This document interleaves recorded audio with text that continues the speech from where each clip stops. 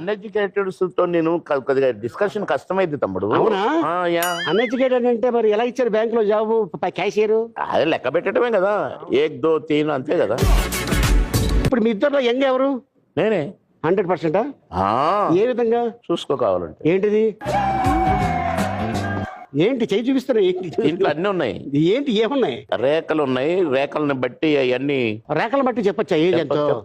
బాబాయ్ ఎంత ఉంటుంది బాబాయ్? ఆ రేఖ చూసి చెప్పు ఒకసారి. రేఖలను బట్టి చెప్పేది నిలకడ ఉండదు, వర్తుని బట్టి చెప్పుకునేదే నిలబడి ఉంటుంది.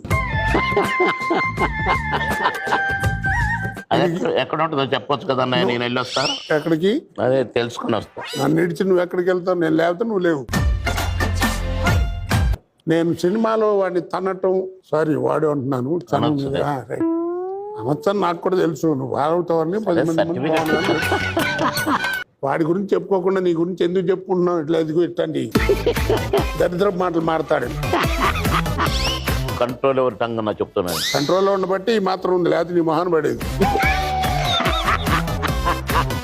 కొంత నేను యాక్టింగ్ నేర్చుకుంది వీడిని చూసే. న్యాచురల్ బిహేవియర్ చెప్తే వినేవాడు కాదు, అర్థం కాదు. ఆ మాట అంటే ఆమె గ్రాడ్యుయేట్ అంటాడు. తమ్ముడు మనం ఏదో ఒకటో క్లాస్ కుర్రోళ్ళలాగా అలర్ట్ గా ఉంటాను కనుక నేను తాగి పడుకున్నాను చెప్పిండు ప్రేక్షకులకి.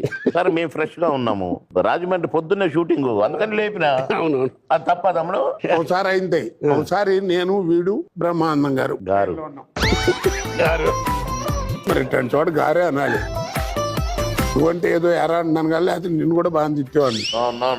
అదేలే మళ్ళీ ఇంగ్లీష్ ఒకటి మాకు నో నో నో అంటే ఏదో చాయ్ అమ్ముకునేవాళ్ళు.